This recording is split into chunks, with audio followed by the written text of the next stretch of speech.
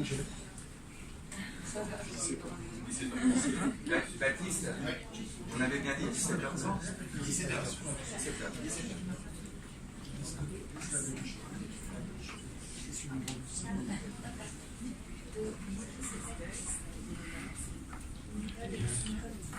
Ok. Mesdemoiselles, mesdames, messieurs, merci d'être venus. Nous allons donc nous présenter. Et je vais donner la parole à Nadia. Bonjour, donc je suis Nadia, colistière numéro 6 sur la liste Alliance Jaune.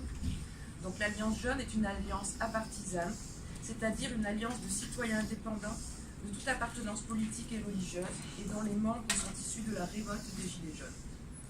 L'Alliance a pour objectif de transformer ces élections européennes en référendum révocatoire.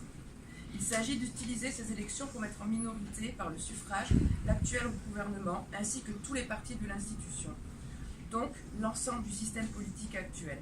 L'Alliance Jaune se propose ainsi de rompre l'équilibre imposé par le système institutionnel. À présent, Yann Le Bihan va vous parler un petit peu de notre projet. Mais juste avant, je voulais simplement vous dire, et c'est très très important, et je vous le redirai après, donc je vous le redirai après. Yann. Bonjour, Yann Le Bihan, numéro 7 sur la liste. Donc le projet de l'Alliance Jaune, en fait, il émane du 17 novembre du mouvement des Gilets jaunes. Le mouvement des Gilets jaunes, à la base, il a rassemblé énormément de monde, car les gens, ils avaient un point commun qui était ce gilet jaune, les revendications, et ils n'avaient surtout pas de parti politique ni de syndicat. Ça, c'était vraiment le point fort qui, je pense, a amené énormément de monde au mouvement. On a voulu conserver, parce qu'on s'aperçoit au fur et à mesure qu'on avance qu'il y a des récupérations qui essayent d'être faites. On a voulu vraiment rester sur ce principe. Donc nous, on a mis en place une alliance jaune qui est constituée de 2 listes, celle de Francis à la base et celle de Jérémy. On s'est rassemblés avec des négociations, pour vraiment rester dans la pureté du mouvement Gilets jaunes. C'est-à-dire qu'on est apartisan, il y a des gens qui appartiennent à toutes les mouvances politiques. Entre nous, on n'en parle absolument pas. Les idées qui émanent du mouvement, elles sont, comment dirais-je, elles ne viennent pas d'un parti politique précis, elles ne viennent pas de conviction politique, si je puis dire, au sens propre du terme, tel qu'on nous l'a appris depuis 40-50 ans en France. On a essayé de faire des sujets qui n'étaient pas trop clivants pour rassembler un maximum de gens. Voilà, c'était un peu la base du vraiment apartisan. On ne peut pas dire qu'on est apolitique, puisqu'on fait de la politique aussi.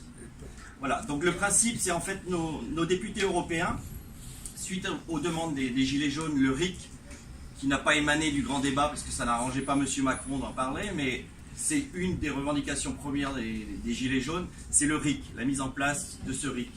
Donc nous, ce qu'on propose, c'est que nos députés qui seront élus, ils ne représenteront pas un parti ou eux-mêmes, ils représenteront le vote des gens qui voteront pour notre liste. Je vous explique. Chaque texte qui passera au niveau européen, il sera travaillé, on aura la thèse et l'antithèse, c'est-à-dire que actuellement, nos politiques, ils nous vendent des lois en nous présentant juste le côté positif. Ils ne nous disent jamais le côté négatif de cette loi. Donc nous, ce qu'on propose, on va mettre en place le principe de la loi, on expliquera ce qui est positif, ce qui est négatif, avec une neutralité. Ensuite, les gens, suite à ça, ils décideront de ce qu'ils voteront. Donc on mettra en place des maisons jaunes un peu sur le territoire, et puis également un vote électronique. Donc les gens voteront directement. Je vais vous prendre un exemple. Il peut y avoir des gens, par exemple, sur les quotas de pêche, qui peuvent être intéressés sur le bordelais, sur les vins, les AOC ou je ne sais quoi, ils peuvent ne pas être intéressés. Les gens pourront choisir les lois pour lesquelles ils veulent voter. Ils pourront voter pour toutes les lois s'ils veulent. Les quotas de pêche, s'il y a des gens dans le milieu maritime qui sont concernés, ils pourront voter. C'est-à-dire pour ou contre la loi qui va passer au niveau de l'Europe. Suite à ça, nous, on va faire une représentation de ce qui aura été voté. Par exemple, si on a 60% pour et 40% contre, si on a 10 députés, il y en a 6 qui voteront pour et 4 qui voteront contre. C'est-à-dire que si on va sur un média et un média nous pose une question, qu'est-ce que vous allez voter pour telle loi demain? On ne peut pas répondre. Parce qu'en fait, ça sera le vote des gens, des électeurs, qui va désigner ce qu'on va voter. Donc on ne peut pas le savoir à l'avance. Et on reste neutre. C'est-à-dire que nos députés s'engagent à partir du moment où ils sont élus à pouvoir voter des lois qui peuvent être à l'encontre de leurs convictions personnelles. Ils seront absolument neutres. Ce sont les gens qui voteront pour chaque loi. Alors après, il y a des gens qui peuvent voter pour toutes les lois ou certaines lois pour lesquelles ils se sentent concernés. C'est pas obligé de voter pour toutes les lois. Donc ça, c'est vraiment le principe de base. Nous, on recherche la première démocratie. C'est-à-dire que c'est le citoyen qui vote. Il ne vote pas pour un pacte comme on fait pour les partis politiques actuellement. Quand on vote pour un parti politique, on a tout le pacte. Il y a du bon, il y a du mauvais. C'est comme si vous allez au resto, vous êtes obligé de prendre l'entrée que vous n'avez pas voulu et puis le plat que vous avez choisi. Et bien là, les gens, ils choisiront à la carte. C'est un programme à la carte. C'est ce qu'on réclame, je pense, depuis des années et des décennies à nos politiques. Ils ne veulent pas le mettre en place. Et bien nous, on le met en place. C'est-à-dire que ce que M. Macron ne veut pas nous donner, ce que le système ne veut pas nous donner, on va le mettre en place en parallèle nous-mêmes. On va rentrer par la fenêtre, on va les faire sortir par la porte. Voilà, c'est tout. Donc, notre liste, c'est un laboratoire, je vais dire, pour créer ce RIC. Ça sera une première étape. Alors, il y a beaucoup de gens qui vont dire, oui, mais au niveau européen, nous, on va utiliser cette structure européenne pour pouvoir mettre en place le RIC, des structures de RIC sur toute la France. Ces structures de RIC, ensuite, nous serviront également pour les municipales, pour les législatives. C'est-à-dire qu'on aura créé la structure, l'organisation et le fonctionnement. C'est donc un laboratoire, une première étape. Le projet, il va certainement évoluer comme tout projet, parce qu'il y aura de la construction, il y aura des échanges, il y aura des modifications à faire. Il n'y aura pas de problème de ce côté-là, on va évoluer, on n'est pas dogmatique sur la démarche. Est-ce que j'ai oublié d'autres? C'est pas mal, on va être des vrais salariés du peuple. Voilà. On devient les salariés. C'est-à-dire qu'effectivement, aujourd'hui, quand on s'aperçoit que nos députés, par exemple, quand on vote pour eux, ils deviennent les patrons, ils deviennent nos patrons. Alors qu'en fait, c'est nous qui les désignons. Donc normalement, ils ont à nous rendre des comptes. Mais des fois, moi je vois quand on va sur des plateaux télé, c'est tout juste si c'est pas à nous de leur rendre des comptes. Nous, citoyens gilets jaunes, quand on va dans les manifs, on est obligé de leur rendre des comptes. C'est à eux de nous rendre des comptes. Donc nous, on veut inverser cette chose-là. C'est-à-dire qu'on s'est tous engagés, à partir du moment où on sera élus, à devenir les salariés des citoyens français. Ni plus, ni moins. Ce sont eux qui décident, on n'a absolument pas à décider. On n'a pas à influencer les gens, on les informe sur les lois pour qu'ils soient le mieux renseignés possible. Nous, il n'y aura pas de choses à cacher ou quoi que ce soit, on n'a rien à cacher. Alors, avec ce système, un autre avantage, la corruption, elle est absolument impossible. C'est-à-dire que quelqu'un veut nous corrompre, il ne peut pas, parce que ce sont les gens qui votent et qui décident. Donc ils pourront aller voir les lobbies et tout ce qu'on veut, ils peuvent aller voir des députés, il faudrait que vous votiez ça. Je ne peux pas, moi je vote ce qu'on me dit de voter. Voilà. Donc la corruption, elle disparaît, parce que la France est un des pays les plus corrompus, hein, dans le monde occidental. La corruption, elle disparaît. C'est une première étape, ce n'est pas une finalité. Ensuite, les municipales, les législatives. Leïla. On va déplacer les micros. Oui. Du coup, on va déplacer les micros.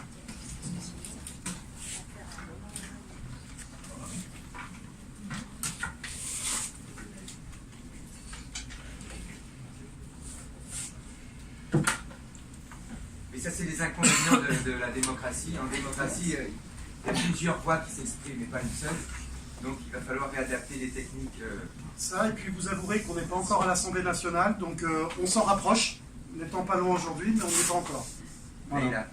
Donc, moi j'aimerais juste rajouter par rapport aux ateliers du RIC. Les ateliers du RIC, l'objectif est que les citoyens puissent nous faire des propositions de loi et travaillent sur ces propositions. Le jour où nous les portons, c'est qu'ils ont été aboutis et que le texte est prêt.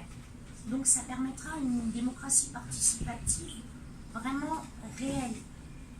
Et nous, on portera ça, on portera quelque chose qui a été construit par des gens qui se sont investis au sein des ateliers du RIC. Parce qu'effectivement, ce qui nous a amené à réfléchir à ce type de fonctionnement, c'est surtout le fait que quand on fait des promesses, surtout par rapport au programme européen, on ne peut pas faire de promesses, puisque les commissaires européens, ce sont eux qui font les propositions de loi qui sont votées par les députés européens. Nous, on essaye peu à peu, en commençant par les européennes, d'instaurer ce type de fonctionnement en espérant qu'un jour il soit appliqué au niveau national et au-delà de l'Alliance jaune. Ça, c'est un travail qui va être de long terme. C'est quelque chose qui commence aujourd'hui. Et on est très impatient de voir si on a des élus dans nos permanences, d'ouvrir ces ateliers du RIC, d'ouvrir nos permanences aux gens qui désirent participer à la démocratie participative, du moins à ses premiers pas. Parce que nous ne voulons plus faire des programmes qui ensuite ne seront pas appliqués. Donc ceux qui peuvent vous dire qu'ils vont faire ça au Parlement ou ceci, c'est là au Parlement européen, ils vous mentent. Et nous, au-delà de ça, on aimerait aussi apporter plus de démocratie au sein des institutions. Donc la première chose que nous ferons lorsque nous arriverons au Parlement européen, si les citoyens le décident, c'est de proposer une motion de censure contre les commissaires européens et leurs présidents. Parce qu'ils ne sont ni élus, ils ne sont pas élus, et c'est eux qui font les lois européennes, qui sont votées par nos députés, qui eux sont élus directement par les populations d'Europe. Donc maintenant, notre objectif est vraiment de ramener la démocratie là où elle doit être, pour qu'on ne puisse plus aujourd'hui faire ce qui a amené les Gilets jaunes dans la rue, c'est-à-dire le mensonge et le non-respect de la parole donnée. Voilà ce que je pouvais apporter comme informations complémentaires. Jamel, tu peux nous rejoindre, s'il te plaît? À toi. Alors on va déplacer tout ça, je Oui. crois. On va glisser. Hop.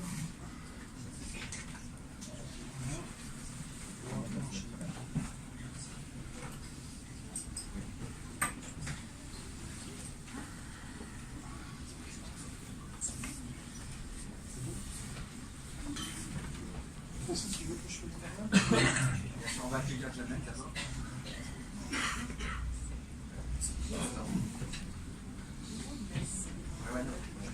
Jamel, viens. Jamel, ici.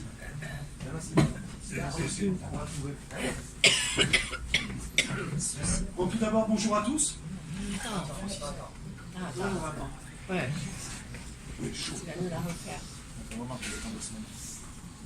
Je crois que pas mal de choses ont été dites. Donc pour ma part, c'est Jérémy Clément, je suis numéro 3 sur la liste. Laïla Wiesmann, donc, qui est aussi sur la liste, est numéro 4.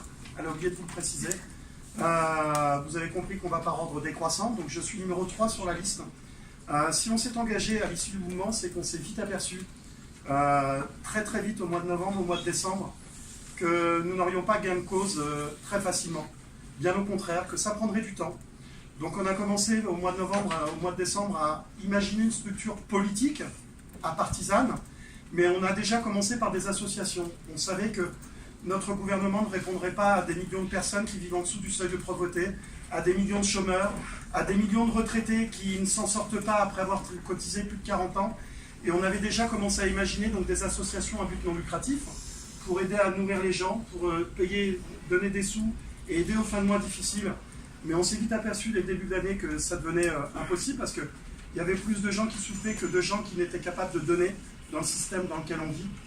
La Ve République, à la base, elle avait été faite par le général de Gaulle pour nous permettre de ne pas vivre dans une monarchie à travers les partis. On s'est vite aperçu, et nous, Gilets jaunes, que ce n'était pas le cas.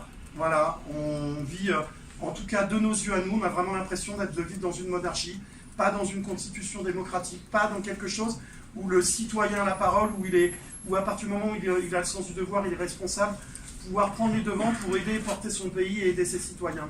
Donc on a décidé d'investir ce champ politique pour devenir légitime, parce que c'est ce qu'on nous a reproché dès le mois de décembre.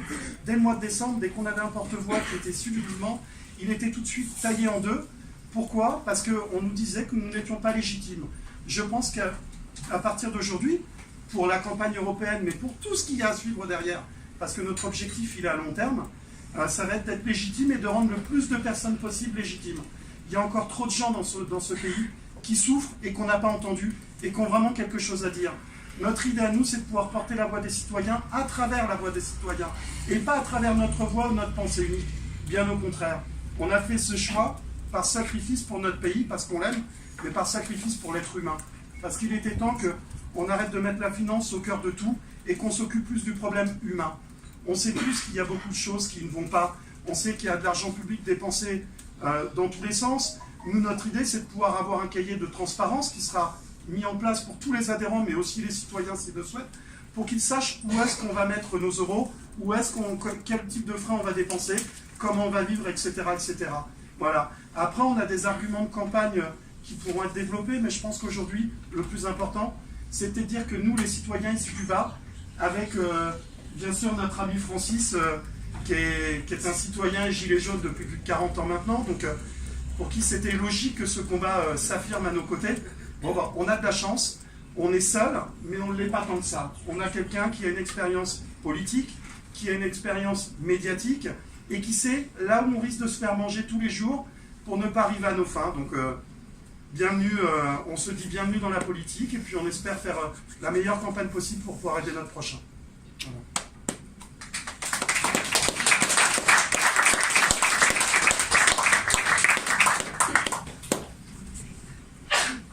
Bonjour à tous, bonjour à toutes. Je m'appelle Sophia Albersin-Méroir, je suis avocate au barreau d'Avignon. J'ai décidé d'intégrer cette liste également parce que, en ma qualité d'avocat, je m'aperçois que les gens sont dans de grandes difficultés et de plus en plus, c'est-à-dire que vraiment le fossé se creuse pour eux et je reçois des gens qui sont vraiment dans une nécessité absolue. J'ai pu également me rendre compte, parce que je suis avocate des Gilets jaunes de la première heure, donc je suis souvent sur le terrain, que ce soit dans le cadre des interpellations, mais dans le cadre également des gardes à vue, et puis ensuite les comparutions immédiates pour les audiences de ces Gilets jaunes, que nous étions passés d'une justice de droit commun, si je peux m'exprimer ainsi, à une justice réservée aux Gilets jaunes. Pour exemple, il y a souvent des peines de prison ferme qui sont prononcées à l'encontre de Gilets jaunes qui sont des primo-délinquants et pour des faits qui ne sont pas si graves que cela. Et par expérience, souvent, ces personnes-là, d'une part, n'auraient jamais été placées en garde à vue, n'auraient jamais été déférées dans le cadre d'une comparution immédiate, mais auraient pris une peine d'amende, par exemple. Donc je m'aperçois qu'on n'est plus dans un état de droit lorsque je vois les procédures qui sont mises en place aujourd'hui par l'exécutif, mais dans un état policier. Et donc face à tout cela, et notamment ce que je disais tout à l'heure, la nécessité des gens, les besoins qui sont de plus en plus accrus, parce qu'il y en a qui, dès le 15 du mois, n'ont vraiment déjà plus rien pour se nourrir. Eh bien, j'ai accepté, bien entendu, d'intégrer cette liste parce que c'est l'orientation qui convenait le plus à mes convictions, en tout cas en ma qualité d'avocat. Voilà. On a beaucoup de chance aussi. Voilà, on a beaucoup de chance d'avoir Sophie avec nous, parce qu'en plus de ses compétences, il y a les convictions citoyennes. Et c'est ce qui a été la plus grande difficulté de cette liste, ça a été d'avoir des gens qui étaient complètement désintéressés par la place, par un poste, etc. etc. Que des gens qui, sous condition qui sont capables de changer de vie du jour au lendemain et de s'investir, être capables aussi de donner de son temps, de l'argent aussi qu'il va y avoir, parce qu'il y a des sommes folles qui sont versées aux députés européens et autres. Et je pense que cet argent, même si c'est un travail difficile et un changement de cap, cet argent doit être aussi un petit peu redistribué pour être sûr que on ne le laisse pas planer de doute sur le fait qu'on s'est servi d'un mouvement pour obtenir une échéance électorale, parce qu'on est bien nombreux à se dire qu'il y a quelques mois, on était dans notre petite vie, et puis avant de s'apercevoir qu'il y avait tant de problèmes, eh bien, on était chez nous, on n'était pas dans la rue en train d'échanger, discuter, d'acquérir des connaissances sur notre joli pays. Donc voilà, on a beaucoup de chance d'avoir Sophia et on compte énormément sur elle.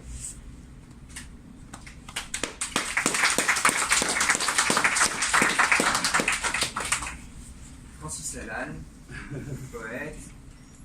Les deux groupes m'ont fait l'honneur de me désigner pour conduire cette liste. Et comme vous l'avez compris, ce n'est pas une liste verticale où la parole va être verticalisée. Ce n'est pas une liste autoritaire ou totalitaire ou consensuelle ni vouée à la pensée unique. C'est une liste démocratique composée par des démocrates et composée par des gilets jaunes. Alors, première chose, et c'est très important de vous dire cela, avant qu'il y ait un malentendu, nous n'avons pas vocation à représenter le mouvement des Gilets jaunes. À aucun moment, nous n'avons exprimé cette volonté, car cette volonté serait contraire à la réalité de ce mouvement. Ce mouvement est un mouvement apartisan, comme le disait Yann. C'est un mouvement qui ne souhaite pas être représenté, et il a raison. Car un des points communs entre nous tous, c'est que nous pensons que le temps de la représentation justement est dépassé maintenant. Alors nous sommes dans ce paradoxe où nous nous représentons, enfin, nous sommes dans le paradoxe où nous nous présentons, alors que nous sommes contre le principe de la représentation. Nous sommes des démocrates. C'est-à-dire que pour nous, la démocratie, ça n'est pas élire. La démocratie, c'est voter. Et on est dans un système où on dit aux gens que lorsqu'ils élisent des représentants, c'est eux qui votent. Non. Une fois qu'ils ont élu des représentants, ce sont les représentants qui votent. Donc, élire, c'est renoncer à voter. Donc, nous allons nous exprimer sur ce paradoxe, car le paradoxe peut être aussi un outil en politique. Un outil pour transformer le système. Et c'est ce que nous voulons. Nous voulons transformer le système. Nous voulons changer le système. Nous voulons un autre paradigme. Et comme cette demande nous est refusée, c'est ce que disait Yann tout à l'heure, ce que on ne veut pas nous donner, nous allons le prendre. Et pour cela, nous allons rentrer dans la citadelle du pouvoir. Et la première étape, c'est les européennes. Pourquoi? Parce qu'il est temps que le pouvoir comprenne qu'il a fait son temps. Nous considérons qu'aujourd'hui que la politique de la chaise vide, du siège vide, c'est-à-dire du siège occupé par un politicien, est une mauvaise politique, parce que le siège occupé par un politicien est un siège perdu pour le peuple. Un siège occupé par un citoyen est un siège gagné pour le peuple. Nous allons remplacer petit à petit, nous allons commencer par les européennes, nous allons remplacer les politiciens qui sont à la solde des partis, eux-mêmes à la solde des lobbies, par des citoyens qui vont être au service du peuple et des électeurs qui les ont élus. Nous ne sommes donc pas un parti politique. Nous sommes une alliance de 79 citoyens français issus du mouvement des Gilets jaunes et qui désirent investir le champ électoral exactement de la même manière que les Gilets jaunes ont investi les ronds-points, afin de subvertir des institutions et de les transformer d'une manière qui nous convienne. En fait, nous n'avons pas de programme. Nous avons des objectifs. Nous sommes une force démocratique en action qui s'est réunie pour réaliser des objectifs. Comme le mot n'est pas de moi, le mot est de Jérôme Rodriguez, nous sommes donc un mouvement transpolitique et apartisan. L'idéologie n'est pas au centre du débat. L'idéologie, on la laisse au vestiaire comme un cow-boy, quand il rentre dans un saloon, laisse son revolver au vestiaire. Parce que dès que l'idéologie intervient dans la conversation, là, c'est la guerre qui commence. On ne cherche plus des solutions, on veut avoir raison. Donc, ce qui nous guide et ce qui nous réunit, ce n'est pas vouloir faire triompher une idéologie. Ce qui nous guide et qui nous réunit, c'est vouloir faire aboutir les revendications que les Gilets jaunes ont portées dans la rue pendant 6 mois. Depuis le mois d'octobre, ça fait même plus, car tout a commencé avec les ronds-points. Et on voit bien, lorsqu'on entend parler le président de la République, qu'il ne bougera pas, il ne veut rien entendre. Il a dit, je n'annoncerai rien de nouveau et je continuerai ma politique. Donc depuis que les Gilets jaunes sont sur les ronds-points, depuis que les Gilets jaunes sont dans la rue, qu'ils marchent, qu'ils s'expriment, tout ce qu'ils ont dit n'a pas été entendu. Le président a organisé un débat, un soi-disant grand débat, où il a été tout seul à parler.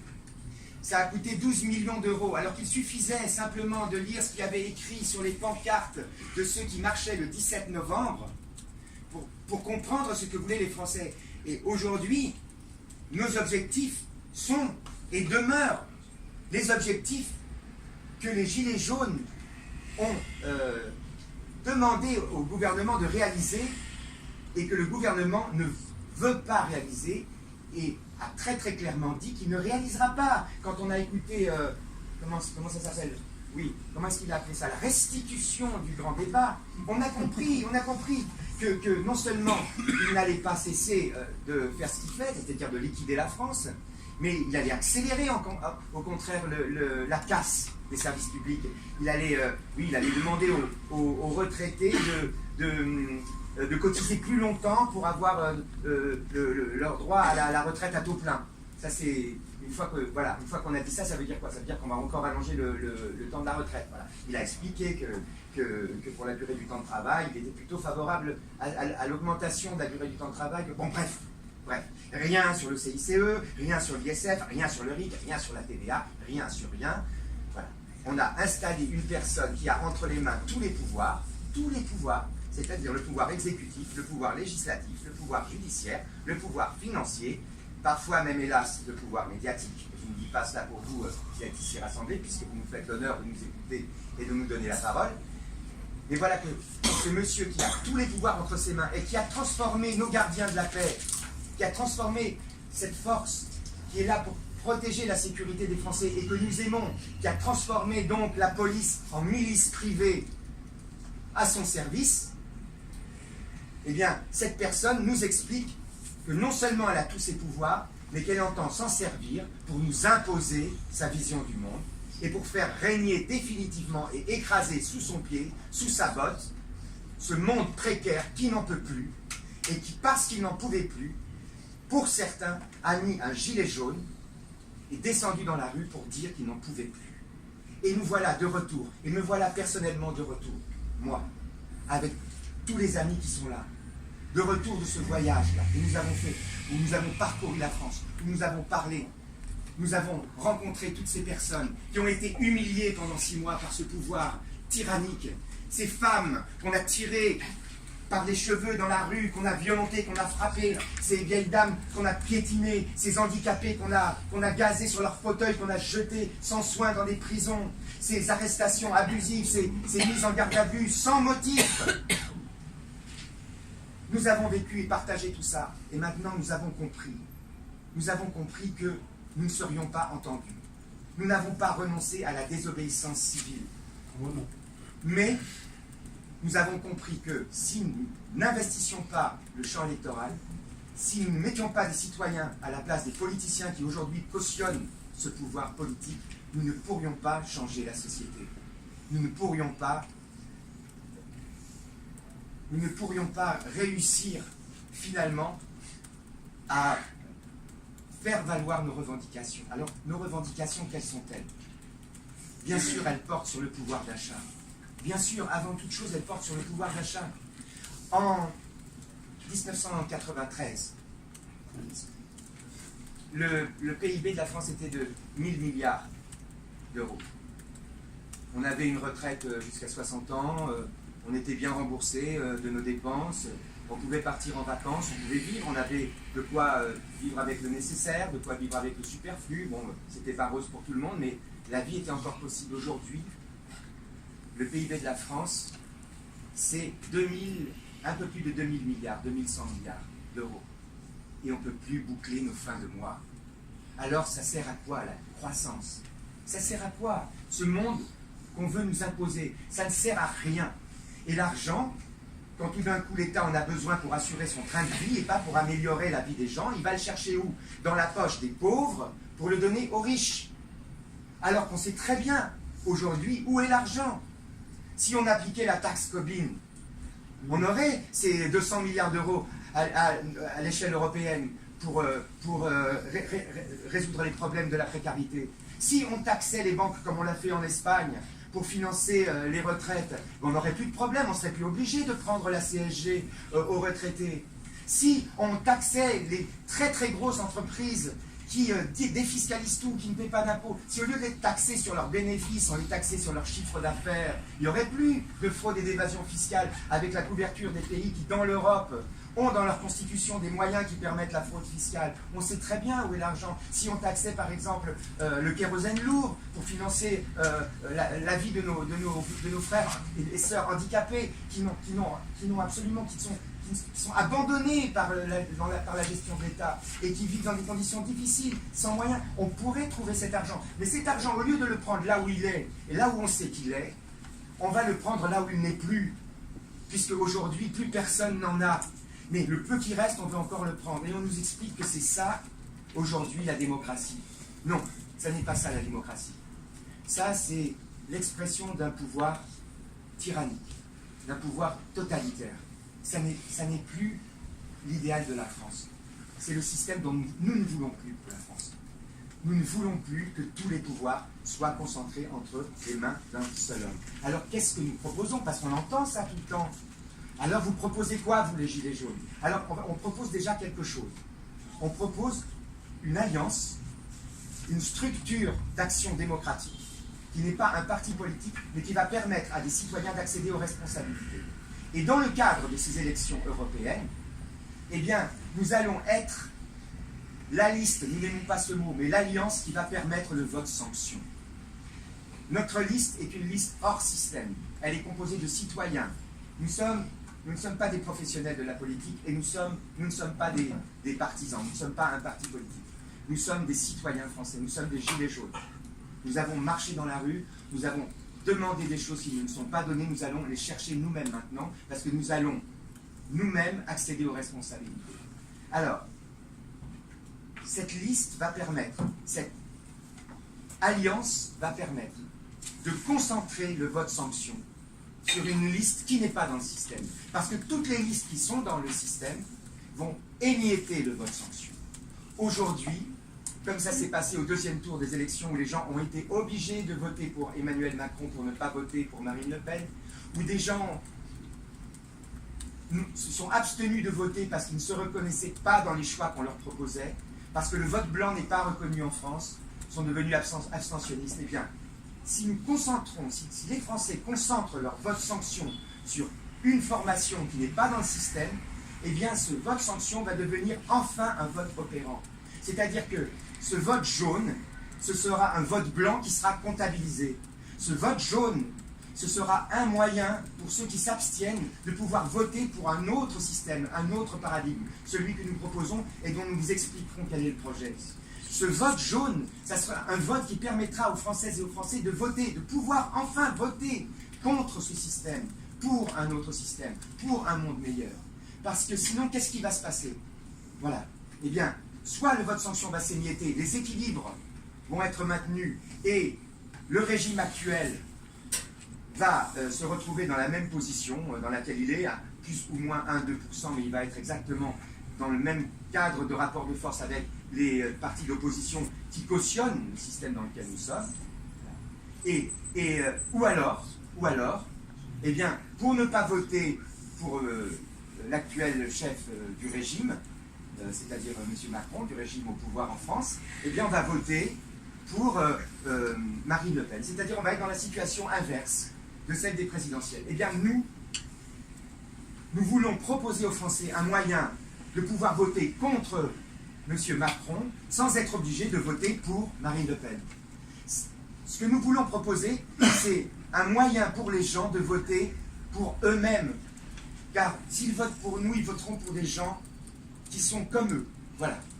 Nous, ça fait depuis le mois d'octobre, le mois de novembre pour certains, on fait partie de ces gens qui n'en peuvent plus. On fait partie de ces gens qui ne peuvent plus boucler leur fin de mois. On fait partie de ces gens qui sont solidaires des gens qui ne peuvent plus boucler leur fin de mois, quand eux le peuvent. On fait partie des gens qui refusent de voir la France transformée en régime répressif, où les gens qui sont là pour assurer la protection des citoyens deviennent le principal danger pour les citoyens.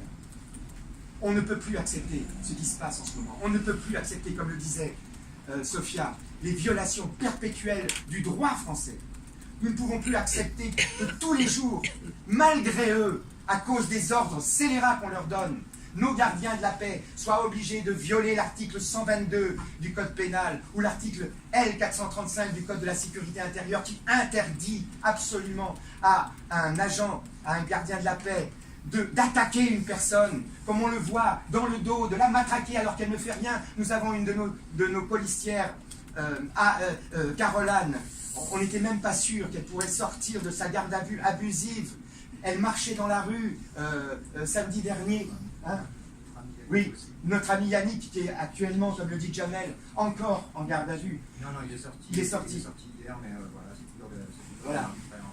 Ils marchaient dans la rue, ils ont été matraqués dans le dos, arrêtés, mis en garde à vue, sans motif.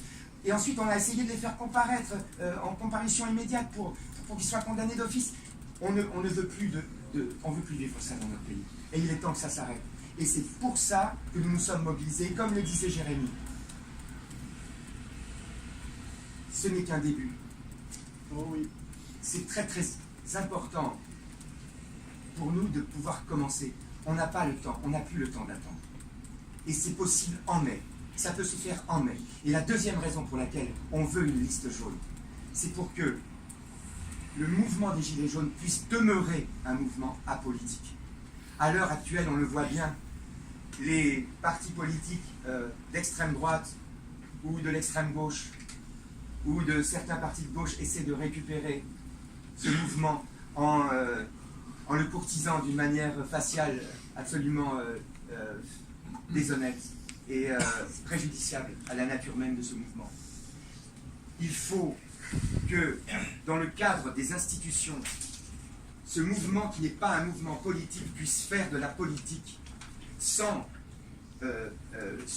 devenir un parti politicien, sans devenir un mouvement politicien. Il faut que les citoyens qui veulent une organisation, une structure et l'accès aux responsabilités puissent le faire et que ce mouvement puisse rester ce qu'il est, protéiforme, apolitique, pluriel, avec plein de divergences, mais une convergence sur la cause commune, la cause qui nous relie et qui n'est pas l'idéologie, et qui est que nous ne voulons plus d'un monde où les très très riches écrasent les pauvres et les empêchent de vivre heureux.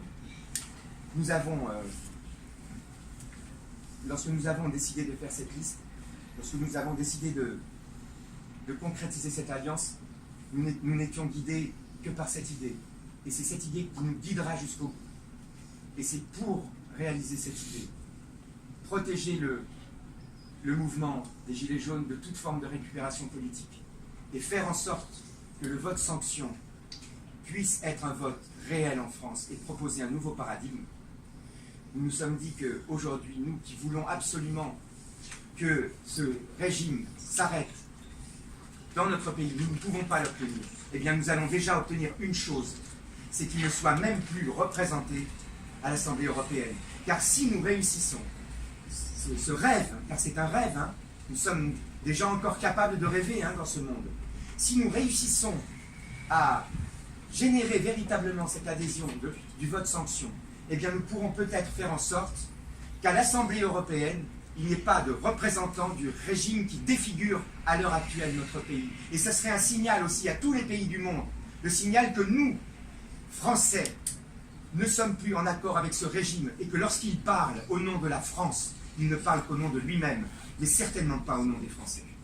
Et de ce fait, nous resterons, nous, ceux qui veulent et qui agiront pour créer en France un pôle démocratique digne de ce nom, qui puisse un jour, et le plus tôt possible, mettre en place, non pas la 6e République, car nous ne voulons plus de République, nous ne voulons plus de système représentatif, mais la première démocratie.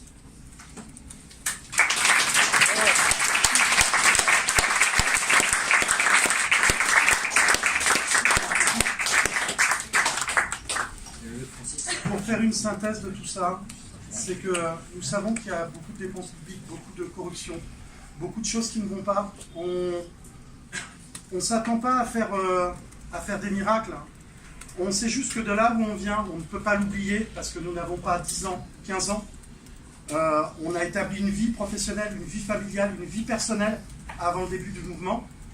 Et ce qui nous intéresse, c'est qu'une fois qu'on aura gagné nos revendications, elles puissent être représentées ou en tout cas portées sur du long terme. Ce qui nous intéresse, c'est que quand on obtiendra du pouvoir d'achat ou plus de justice fiscale, on ait l'opportunité de pouvoir le garder à long terme, sans mettre en péril notre économie, sans être obligé de tirer sur les riches, sans être obligé de continuer à essorer les pauvres, etc., etc. Et notre programme est là-dessus. Après, vous doutez bien qu'on a des points sur l'écologie, qu'on a des points sur la justice sociale, qu'on a des points sur l'immigration. On a des points qu'on va pouvoir vous faire part, où on va pouvoir développer des idées, des choses qui ont déjà existé, qu'on reprend, des choses neuves. Maintenant, ce ne sont pas nous qui allons décider de tout ça. Ce sera les citoyens, les adhérents et le peuple. Voilà.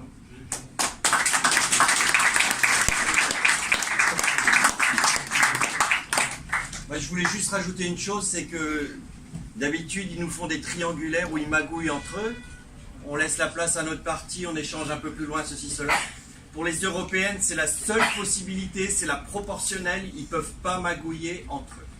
Ils ne peuvent pas s'arranger. Il faudrait qu'ils suppriment leur liste, donc c'est trop tard. Donc c'est vraiment la seule élection où ils ne peuvent pas magouiller entre eux.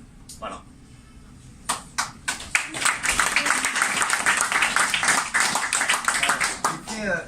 Aujourd'hui, on a la chance d'avoir Jamel avec nous.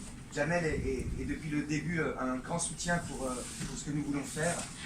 Et Jamel, on le présente plus, c'est un des piliers du mouvement des Gilets jaunes. C'est quelqu'un qui, depuis le début, a été là au secours de tout le monde, a toujours créé du lien, a travaillé à créer du lien et pas de la division dans le mouvement des Gilets jaunes. Et parce qu'aujourd'hui, il faut bien être conscient d'une chose, tous ceux qui veulent diviser ce mouvement travaillent pour l'actuel régime au pouvoir en France. Tous ceux qui veulent diviser, semer la zizanie dans ce mouvement travaillent pour Macron. Ils bossent pour Macron. Ils ont infiltré ce mouvement et quand ils divisent ce mouvement, c'est dans l'intérêt de Macron. C'est tout. Aujourd'hui, un gilet jaune qui propose une initiative doit être soutenu par tous les gilets jaunes. On a tous des idées et des visions différentes, mais quand l'un d'entre nous propose une action, on doit tous, et c'est ce qu'on a fait jusque-là, quand chacun a proposé une action, on l'a soutenu. Nous proposons une action et nous espérons que nous serons soutenus par le plus grand nombre de gilets jaunes, parce que nous savons que dans le mouvement des gilets jaunes, il y en a qui ont compris ce qu'on défend, l'idée qu'on défend, et qui veulent pouvoir être représentés, non pas par une liste politique, mais qui veulent qu'une liste porte leurs revendications sans être une liste politique. Et dans ce cadre-là, Jamel va parler de son rêve à lui pour les gilets jaunes. Un des piliers, je vais rester humble. Il n'y a pas besoin d'être sur la liste pour montrer tout le soutien et Non, tout mais le voilà, qu'il y a. ce que je voulais dire, c'est simplement que j'invite à tous mes amis Gilets jaunes à voter Francis Lalanne. Je n'appelle pas à voter comme certains de nos amis de certaines régions de Bordeaux qui votent Marine Le Pen parce qu'ils trouvent que c'est la seule alternative pour faire barrage de Macron. Donc j'invite tous les Gilets jaunes de toutes les régions à rejoindre la liste, enfin à rejoindre Francis Lalanne et à voter Francis Lalanne aux européennes. Voilà. Merci Jamel. Merci. En fait,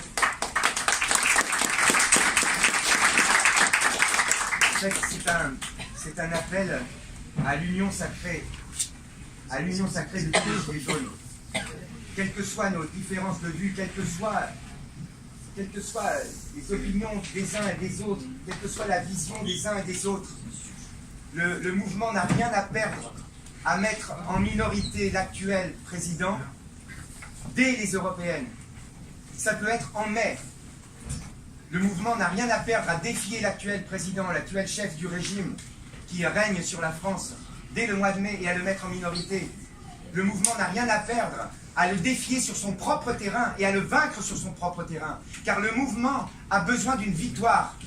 Et nous sommes issus de ce mouvement. Nous ne représentons pas ce mouvement, mais nous voulons proposer au mouvement un moyen de remporter une grande victoire dès le mois de mai. Le moyen de remporter une victoire sur le terrain de ceux qui nous oppriment.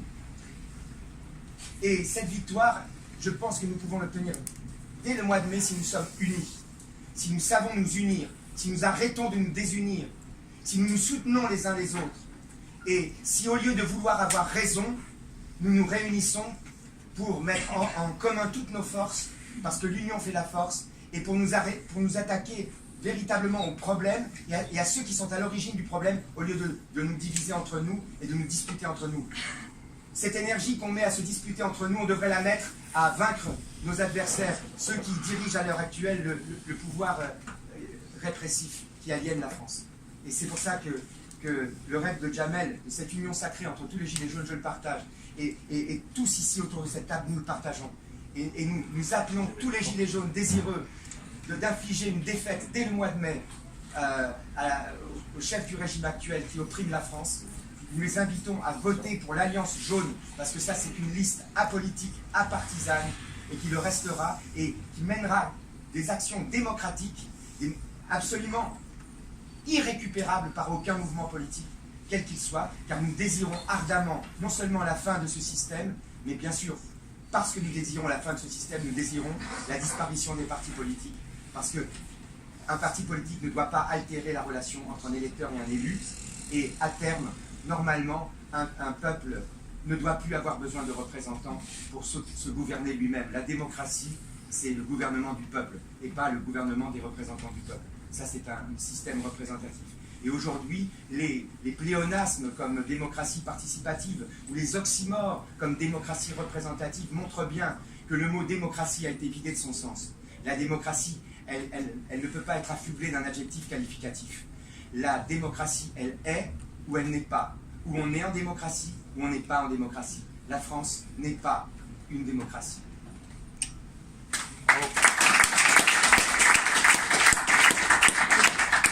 Pour finir, avant de répondre à vos questions, Kate, qui est ici, et aussi après il y aura Clément et André qui va parler, et après nous répondrons à vos questions. Donc Kate va vous parler de tous les amis gilets jaunes qui nous soutiennent dans le monde, car nous sommes soutenus par, quand je parlais d'union sacrée, nous sommes soutenus par des gilets jaunes du monde entier, et qui sont tous en relation permanente avec Kate, de Nantes. Alors bonjour à tous, je m'appelle Kasia Scherer, je suis sur la liste Alliance Jaune, numéro 10. Je suis aussi la fondatrice du groupe Facebook Gilets jaunes of the World, qui a pour but de rassembler tous les gilets jaunes du monde. Aujourd'hui, c'est 56 pays dans le monde qui sont membres. Qui sont membres et qui sont surtout dans le mouvement Gilets jaunes. Aujourd'hui aussi, c'est 250 pays et États qui nous suivent, autant dire pratiquement un suivi planétaire. Que vous dire aujourd'hui, c'est l'espoir. On redonne l'espoir au monde d'un monde meilleur, humain, et on n'a pas le droit de les décevoir. Donc voilà, voter Alliance Jaune, c'est voter aussi pour vous citoyens, vous gilets jaunes, et c'est vraiment un honneur pour moi de faire partie de cette liste et de pouvoir peut-être vous représenter dans vos votes. Voilà. Merci.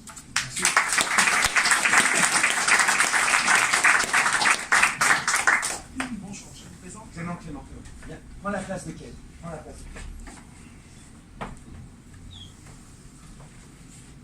bonjour à tous. Je suis Clément Joly, gilet jaune, on va dire ça les premières heures. Aujourd'hui, l'outre-mer nous regarde. Nous avons connu en Guadeloupe, dans les années 1980, les grands mouvements. C'est en mois de novembre. On a eu exactement la même chose dans les régions d'outre-mer, la Réunion. Ces îles d'outre-mer nous regardent aujourd'hui, parce que nous subissons beaucoup d'injustices, manque d'investissement sur le territoire. On n'est pas les Français à part entière, on est souvent oubliés. Mais pourtant, on est bien les vrais Français. On est rattachés à la France. Pourtant, on nous oublie souvent. Macron, avec son grand débat, son grand blabla, a invité nos sénateurs, nos maires. Ils n'ont même pas eu le droit à la parole. Parce que M. Macron a choisi qui est-ce qui devait prendre la parole. Dis à M. Macron, les régions d'outre-mer sont libres, choisissent, ils votent aujourd'hui, à part entière. Je pense que sur les territoires va les sanctionner par ce vote massif aujourd'hui. On en a besoin pour la France. La Réunion nous regarde, la Guadeloupe nous regarde aujourd'hui, sans aucun doute. Beaucoup d'espoir envers nous, tout simplement. Aradi, tous les pays, Guadeloupe, Martinique, Réunion, Guyane, force, comme il aura dit, force native. Il faut nous bouger, il faut nous camber. Mouvement là en route, on a connu ça en Guadeloupe, avec M. Éric Desmota. La France n'a toujours pas connu. Mais nous toujours là, nous avons camber fort. Et demain, nous allons tous voter pour la liste Alliance Jaune. Merci.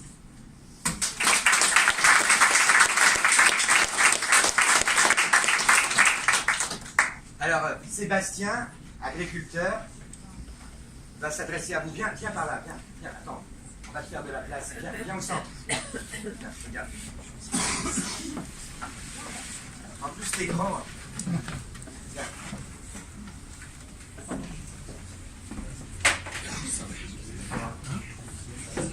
Voilà, ça c'est le protocole des Gilets jaunes, c'est à la bonne franquette.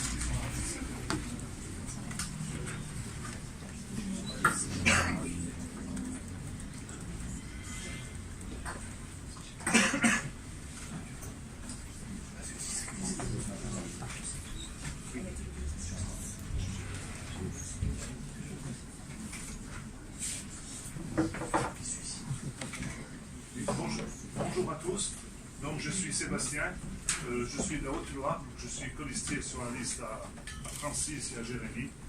Donc moi je suis sur la liste pour représenter le monde agricole parce qu'on n'en peut plus. C'est le seul espoir, c'est cette liste jaune. Moi depuis la fin octobre, je suis gilet jaune sur mes ronds-points, j'essaye de représenter le monde agricole parce qu'on en arrive à un point où on est obligé de se mettre d'accord autour du cou parce qu'on n'en peut plus. Aucun syndicat n'est capable de défendre le monde agricole, ils préfèrent mieux défendre les industriels et c'est lamentable parce que c'est les industriels qui font profit sur le dos de l'agriculteur alors qu'à la base c'est nous qu'on produit l'alimentation pour le peuple. Donc au niveau de l'Europe, ce qui est scandaleux c'est que l'agriculture a eu une image forte, surtout en France, mais là on est en train de la dilapider parce que qu'est-ce qu'on fait? On veut avoir d'énormes normes en France et en Europe, je suis tout à fait d'accord. Mais à côté de ça, on fait rentrer des produits de l'autre côté de l'océan à des prix dérisoires, défiant toute concurrence européenne, avec des normes où il n'y a aucune norme. Ils ont droit aux OGM, ils ont droit au Roundup, à tout. Et ça, le consommateur européen n'est pas au courant. Donc qu'est-ce qu'il regarde? Il garde un prix. Donc nous, en France, on ne peut plus y arriver. Et vu que quand on ne peut plus y arriver, et bien qu'est-ce qu'on fait? On arrive au drame ultime. Il faut savoir qu'en 1998, en France, il y a 400 agriculteurs qui se sont mis d'accord autour du cou. On n'en parle pas beaucoup, malheureusement. Il suffirait peut-être qu'on soit gendarme, on en parle plus, c'est ça qui est triste. Mais qu'est-ce qui va se passer? Eh bien, les agriculteurs, ils en sont arrivés à un point où maintenant, ils vont décapitaliser, ils vont vendre leurs terres à des investisseurs étrangers pour sauver la boutique. Donc, qu'est-ce qui va se passer? Nos terres, elles vont partir bien souvent pour la Chine. Et les Chinois qui achètent nos terrains, on l'a vu dans le Bordelais, on l'a vu dans l'Allier, ils vont produire pour emmener la production chez eux.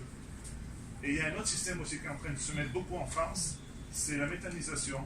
C'est-à-dire qu'au lieu de produire du blé et de l'herbe pour alimenter nos troupeaux, on va mettre tout ça dans une grosse machine pour fabriquer du biogaz ou de l'électricité qui a un prix rémunérateur bien plus élevé que produire du lait.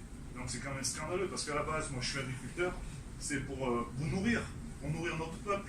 Ça a été la base de l'humanité. L'agriculteur, il produit, il cultive sa terre pour nourrir les gens. Et là on est arrivé à un point où c'est paradoxal, c'est qu'on gagnera mieux notre vie en produisant de l'électricité. On a une garantie de prix sur 20 ans avec des amortissements d'un méthaniseur sur 7 ans, alors que quand on produit du lait ou de la viande, au bout de 20 ans, on n'a même pas fini d'amortir, il faut tout refaire parce que c'est plus aux normes. Alors, d'un côté ou d'un autre, moi ce qui me fait peur, c'est pour ça que je me suis mis dans cette alliance jaune, c'est que d'ici à 10 ans, je ne vois pas comment on ne pourra pas avoir une famine énorme en Europe. Parce que entre la décapitalisation de nos terres qui vont partir en Chine pour nourrir leur peuple, et nous, les autres qui ne vont pas vouloir décapitaliser, ils vont être obligés de faire des choses plus rentables en produisant du biogaz. Donc d'un côté ou d'un autre, on n'aura plus d'alimentation à donner à nos chers compatriotes. Donc qu'est-ce qu'on va faire? On va continuer de faire venir des produits de l'autre bout du monde.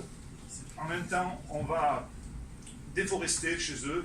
Ça va être complètement utopique parce que le monde tourne très bien quand chaque continent produit ce qu'il a à produire et mange ce qu'il a à manger. Du moment où en plus avec la taxe carbone et compagnie, c'est complètement aberrant que nous on fasse venir de la viande chez eux, qu'on leur envoie du lait. Voilà, donc à un moment donné, je pense que l'Europe, il faut qu'elle soit plus protectionniste. L'ultralibéralisme, c'est fini pour moi, il faut protéger notre Europe. Avant de connaître cette liste fameuse des Gilets jaunes, j'étais prêt à voter pour la première liste qui était contre l'Europe. Tellement j'en ai marre de ce système agricole où c'est l'ultralibéralisme, c'est à celui qui peut bouffer l'autre. Quand on est en France, on nous dit ben, faites mieux que les Allemands ils savent carburer à 250 € la tonne, vous êtes capables. Mais non, on n'est pas capable. Parce que nous en France, on a un coût de main-d'œuvre bien plus élevé qu'en Allemagne. Donc il y en a marre de cette concurrence déloyale dans ce pays où il n'y a aucune charge sociale qui est pareille. C'est nul. Donc il faut, comme a dit Francis, il faut que ça monte du peuple, nos idées, il faut qu'on ait des idées communes entre les pays pour se sauver, parce qu'il n'y a pas que la France qu'on est mal, tous les pays européens sont mal. Et l'agriculture, c'est un pilier de l'Europe. Sans agriculture, je ne sais pas ce que vous en pensez, mais on est foutu. Si on ne sait même pas ce qu'on mange, c'est aberrant, vous voyez bien. Tout le monde connaît des familles qui ont un cancer. Voilà, le problème c'est qu'à force, vous allez dans des grandes surfaces, vous mangez de la viande, vous ne savez même pas d'où elle vient, il n'y a aucune traçabilité. Ils vous font manger tout et n'importe quoi. Vous vous demandez si c'est même de la viande qui a été produite, si c'est pas des... comme ce qui s'était passé avec les farines animales, si c'était pas issu de... Bon, j'ose pas dire le mot, mais c'est dramatique ce qui se passe. Du moment où on transforme la matière, où on y met des colorants, où ça passe dans les industries, où ils pensent qu'il y a une seule chose, c'est faire du pognon, ils sont capables de remplacer le lait par de l'huile de palme, 3 francs 6 sous, et à côté de ça, ils se font un énorme fric. C'est ce que je reproche au monde agricole, au syndicalisme agricole, qui a tous les pouvoirs, et qui ne défend plus son monde agricole. Donc ça ne peut plus durer. Le problème de l'agriculture, c'est qu'on a tout à nous. On a un ministère à nous, on a une banque crédit agricole à nous, on a des chambres d'agriculture à nous, on a tout à nous, et tout ça, c'est géré par les mêmes personnes qui sont à la FNSEA et qui, en gérant, eh ben, ils ont le pouvoir, ils savent plus qu'il faut défendre. Donc ils défendent là où ça rapporte le plus, et ils défendent les industriels. Et c'est là que ça ne peut plus durer. C'est pour ça que moi je trouve que cette idée d'alliance jaune, c'est bien parce que on ne sait pas d'où on vient, on ne sait pas si on vote à gauche ou on vote à droite, on ne sait pas si on est puissant ou misérable. On est là pour donner un monde meilleur à nos enfants. Moi j'ai honte de dilapider mes terres que mes grands-parents m'ont laissées. Je veux continuer à ce que mon fils puisse s'installer et vivre de notre métier. On est de passage sur terre. On n'a pas le droit de dilapider ce que nos anciens nous ont laissé. Quand je vois que la France, elle vend tous ses bijoux de famille, mais c'est une honte. C'est une honte. Ils devraient commencer par baisser leur train de vie, tous ces gars qui veulent nous commander, montrer l'exemple. Voilà, moi Macron, je voudrais le prendre 8 jours avec moi, je vous garantis que je n'aurai pas la même idée du travail, ce qu'est la valeur du travail. On entend toujours ça, travail, mais qui viennent chez moi. Moi je fais 90 heures par semaine, on est 2 sur l'exploitation, on n'y arrive pas, on arrive tout juste à tirer un SMIC. Donc j'ai un grand espoir en ce mouvement, je peux pas le dire. Je suis à côté du Puy-en-Velay, j'ai fait toutes les manifestations. Vous savez très bien qu'au Puy-en-Velay, on a la préfecture malheureusement qui a brûlé le 1er décembre. J'en ai été malade dans cette préfecture brûlée. J'étais descendu avec 40 tracteurs cette journée. Vous pouvez regarder des vidéos, on a des vidéos qui ont fait 1 500 000 vues. Ça s'était super bien passé. Et voilà, tout a été fait pour que la préfecture brûle. Je n'ai pas peur de le dire, notre ancien préfet qui est parti dans le Loiret où il y a Jérémy, je ne sais pas ce que tu en penses, mais pour moi, ça a été volontaire que la préfecture de Haute-Loire brûle. Et je n'ai pas peur de le dire aux caméras. Ça, c'est une honte. Et moi, le monde agricole, on n'est pas là pour pleurnicher pour 3 francs 6 sous. Nous, on veut pouvoir vivre demain. Voilà. On n'en pas des 100 et des 1000. On veut vivre de notre métier et arrêter de se mettre à cœur de tourner. Merci.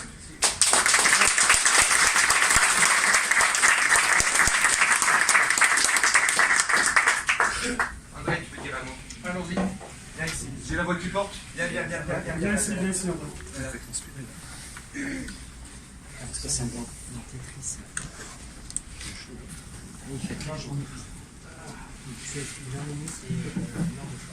Bonjour à tous, je suis André Lanet. À une certaine position dans cette liste, la place, je pense, importe peu. Peu importe, l'important c'est que ce mouvement, cette liste et cet éveil citoyen soient représentés là où il doit être, c'est-à-dire aux prochaines échéances, c'est-à-dire aux européennes. Je tiens chaleureusement à remercier Francis, à remercier Jérémy, Fred, enfin tous ceux qui ont participé à cette aventure. Jamel, tous ceux qui ont participé à cette aventure pour en arriver là où on en est, sans ego, sans orgueil, sans plan de carrière.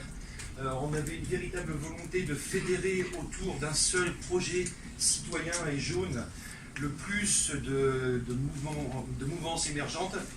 On a réussi avec certaines, et ça j'en suis vraiment très très fier, parce qu'on va pouvoir porter un véritable message.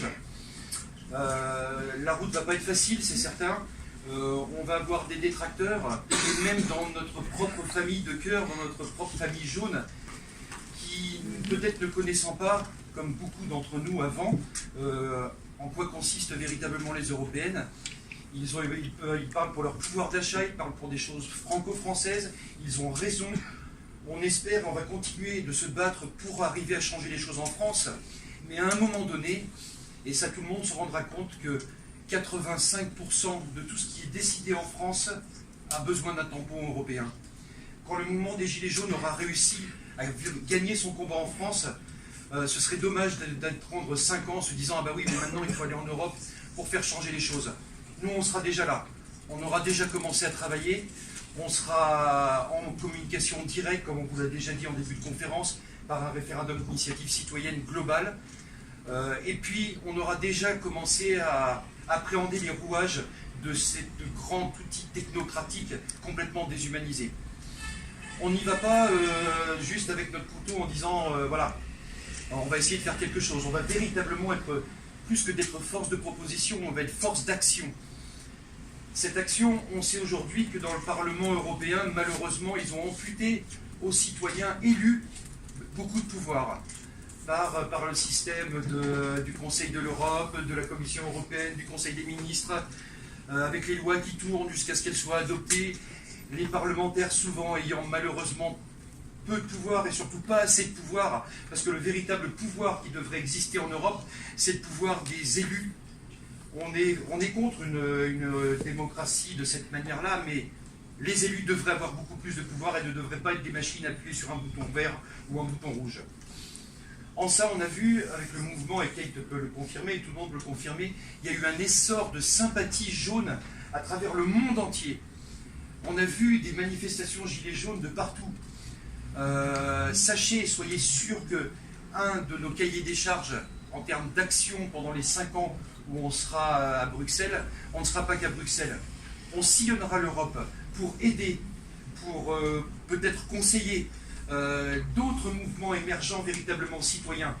Et pour que dans 5 ans, aux prochaines élections, on puisse créer un véritable groupe parlementaire fort, avec un poids véritable, sans qui on ne pourra pas faire affaire. Le but maintenant, c'est que dans toute l'Europe, on ne puisse plus faire sans les citoyens. On ne puisse plus faire sans les gilets jaunes.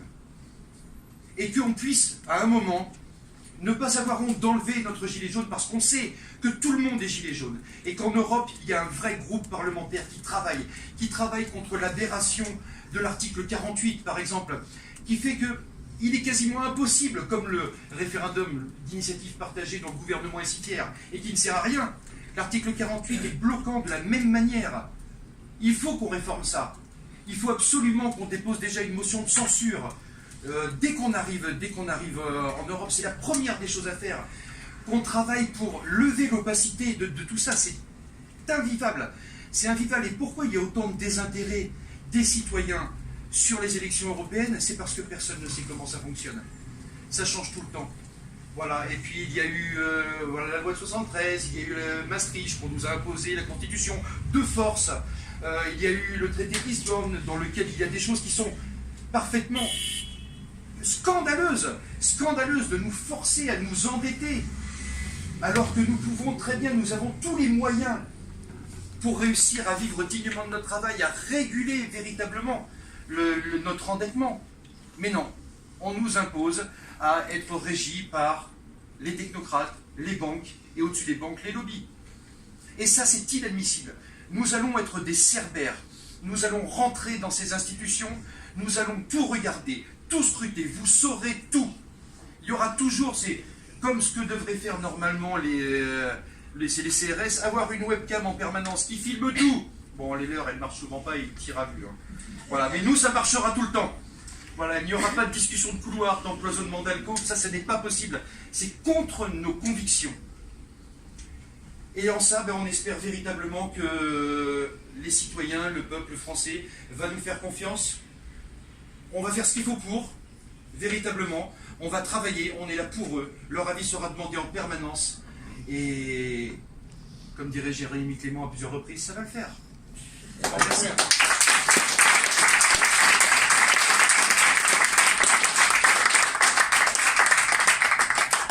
Ok, donc maintenant nous allons répondre à vos questions. Et Jérémy, on aimerait bien que tu reviennes. Jérémy, oui, et Stéphane Grechel, aussi, on aimerait bien qu'il vienne parmi nous.